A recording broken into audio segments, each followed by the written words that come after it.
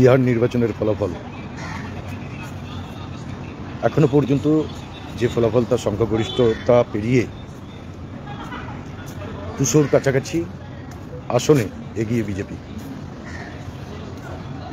আজকে আমরা যারা বাঙালি বঙ্গবাসী দীর্ঘদিন ভারতীয় জনতা পার্টিকে বিরোধী আসনে রেখেছি, এবারে বিহারের পর পশ্চিমবঙ্গে যে বিজেপি ক্ষমতায় আসছে এটা তারই আভাস বহন করছে।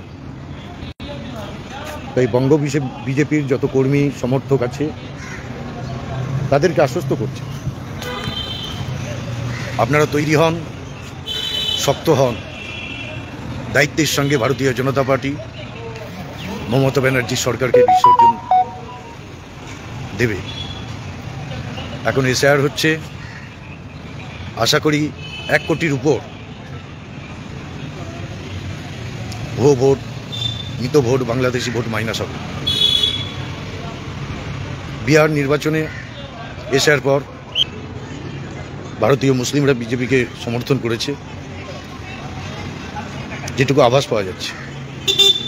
পশ্চিমবঙ্গের ক্ষেত্রেও এসআইআরের পর অনুপ্রবেশকারী রোহিঙ্গা মুসলিম, বাংলাদেশি মুসলিম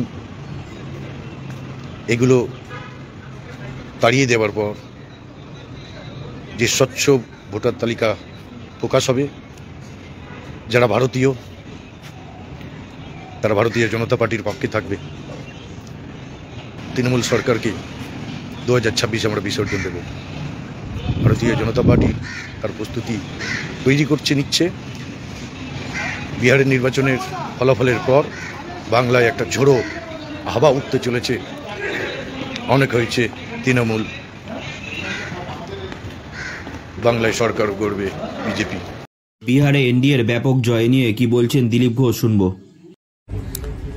বিহারে এনডিএর ঝড় ছিল, প্রথমে লোকে বুঝতে পারেনি, কিন্তু বিহারের লোক মন ঠিক করেছিল যে এনডিএ মোদীর নেতৃত্বে আর নীতিশ কুমারের নেতৃত্বে ডবল ইঞ্জিন সরকার বানাবেই।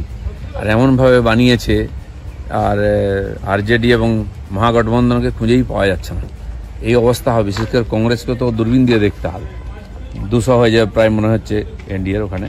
তো সেখানে গত প্রায় 15-20 বছর ধরে নীতিশ কুমারের নেতৃত্বে যে সরকার চলছে এনডিএর, তার যে উন্নয়নের রাজনীতি সেটা বিহারের মানুষের মনকে ছুঁয়ে গেছে। তাই লোকে আর জঙ্গল রায় ফিরিয়ে আনতে চায় না। তো সেরকম বিহারে যে এনডিএ ঝড় এসেছে তার আঁচ তো বাংলাতেও লাগবে।